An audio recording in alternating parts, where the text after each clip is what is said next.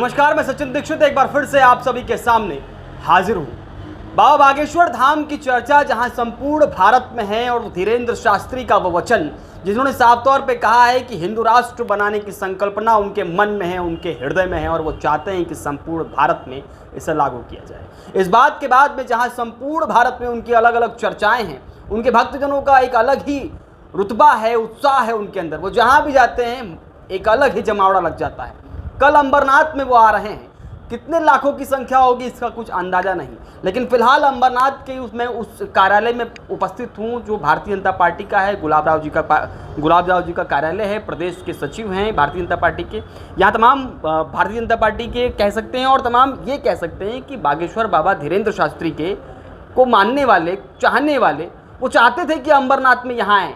तभी वो कल 7 तारीख को 3 बजे के बाद यहाँ पर इस मैदान पर, यानी शिव मंदिर का प्राचीन मैदान है, वहाँ पर उपस्थित होंगे। आइए हम यहाँ पर लोगों से प्रतिक्रिया लेते हैं कि आखिर उनकी उमंग, उनकी ताजगी, उनका उत्साह कैसा है। आखिर इस पर क्या कहेंगे आप। पंडित धीरेन्द्र शास्त्री का आगमन अंबरनाथ में हो रहा है, कितना उमंग है, कितनी उत्साह है। ये सब देखते हुए पूरे शहर में, अंबरनाथ में नहीं मैं कहूँगा, आसपास का जो भी क्षेत्र है या पूरे महाराष्ट्र में जो हमारे बाबा जी आ रहे हैं, लोगों में एक बहुत उमंग है। और कल आप देखेंगे जो जन सैलाब यहाँ पर आएगा, लाखों की संख्या में यहाँ पर जन सैलाब रहेगा।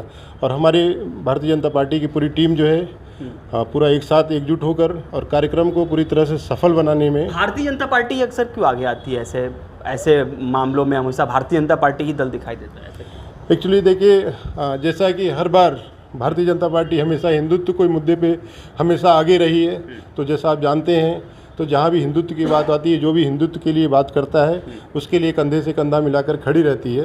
तो ऐसा ही कल बाबा जी का आगमन है। हम लोग बहुत ही उत्साह है, पूरे शहर में एक उत्साह का माहौल है, जैसा आप देख रहे हैं चारों तरफ ही, हर तरफ भगवा झंडा है। यहाँ पर एक मुस्लिम समुदाय के व्यक्ति भी हैं, लगभग 50 साल से अंबरनाथ पे रहते हैं। इनसे हम बातचीत करते हैं कि ये कैसे उत्साहित हैं।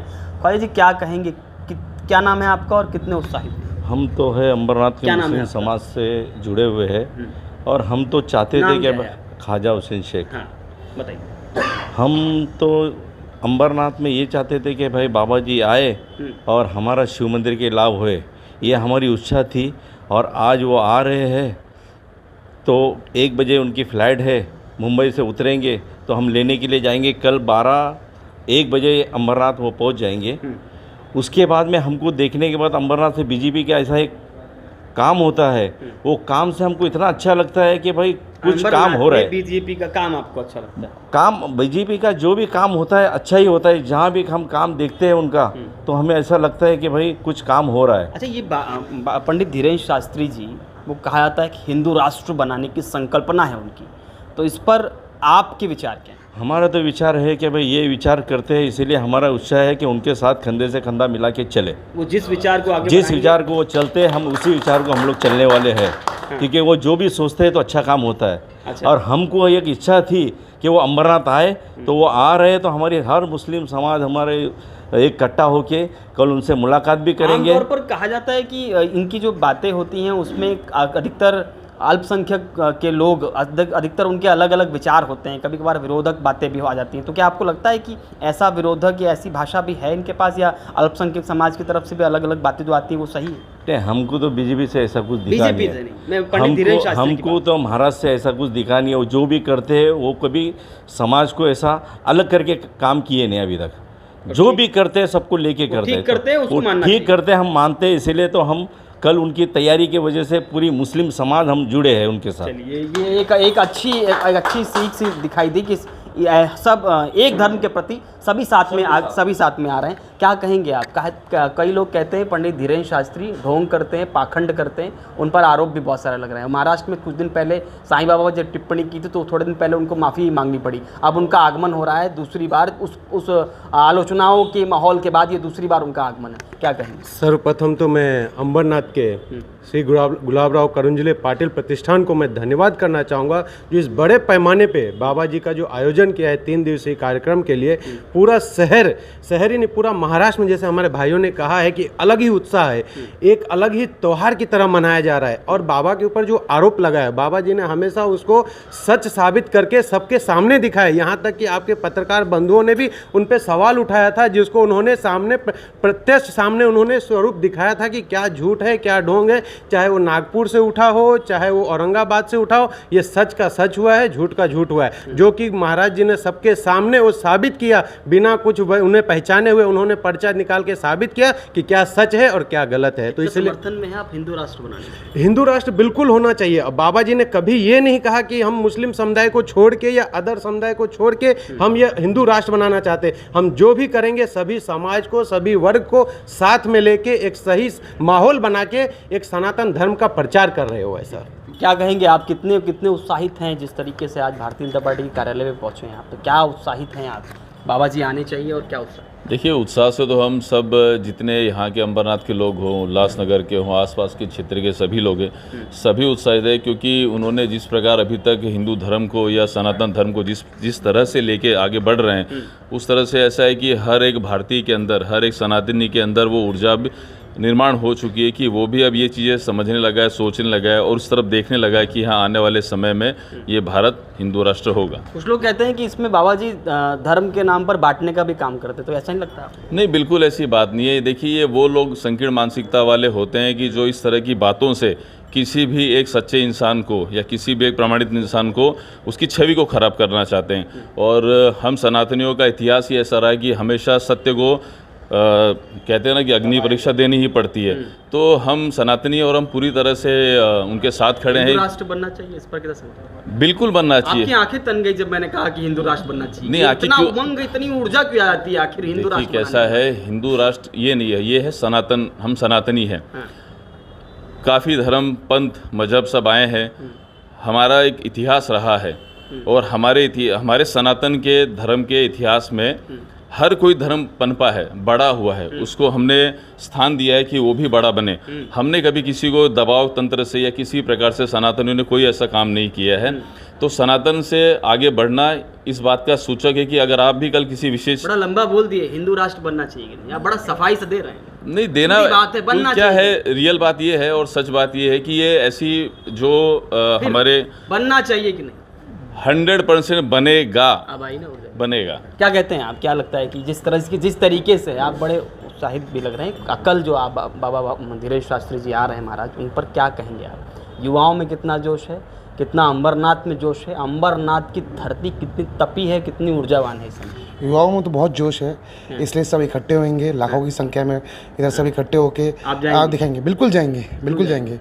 हम चाहते हैं उनको, हम हिंदू राष्ट्र बनाना चाहते हैं। इसके साथ हिंदू सीधे वो बोल दिया, बिल्कुल मनाना चाहते हैं, बिल्कुल मनाना चाहते हैं। अच्छा, बनाना ही चाहते हैं, बिल्कुल इसीलिए जाएंगे बिल्कुल। हनुमान जी की कथा भी होगी, सुन लो भैया जाके। हाँ, बिल्कुल सुनेंगे। वो आप देख रहे हैं, हिंदू राष्ट्र बनाएंगे इसलिए जाएंगे, तो हनुमान जी की कथा भी करेंगे, दिव्य दरबार भी लगाएंगे, वो अर्जी भी लगाएंगे, तो वो भी सुनने जाइए ना। बिल्कुल, वो भी करेंगे। उसका नहीं, सिर्फ हिंदू राष्ट्र, जहाँ धीरेन्द्र शास्त्री खड़ा होगा वहाँ हिंदू राष्ट्र होगा, हिंदू राष्ट्र होगा, इसलिए साथ में। देखिए, मैं इसमें जवाब देना चाहूँगा, क्षमा चाहता हूँ। देखिए, कैसा होता है कि सूर्य जब उगता है तो प्रकाश ये हिसाब से नहीं छोड़ता कि भाई मैं इस व्यक्ति को प्रकाश दूं, इस स्थान पर प्रकाश पहुंचाऊं।